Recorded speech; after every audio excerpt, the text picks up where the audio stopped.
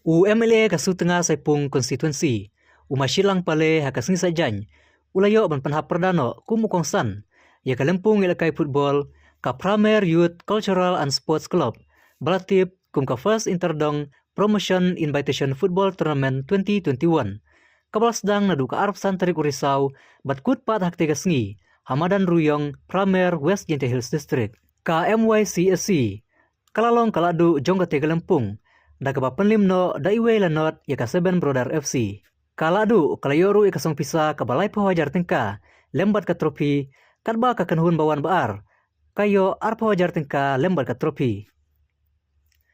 Hagani ka lempung ya kanam best goalkeeper layo daw Demi Kirabon, best player ba top scorer layo daw Ricky Susyang kadba kanam best discipline team layo da ka kanhun Private FC.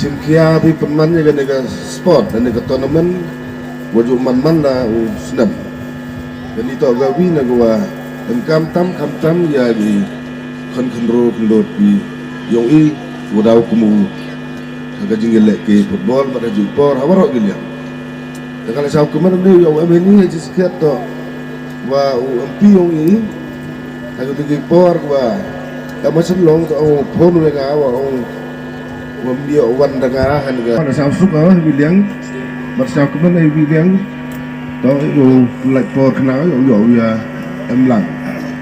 Terus dia dan tu ya lagi jeng emkam yang kakulak ini, naji emkam yang penbahapan biat begini badan football.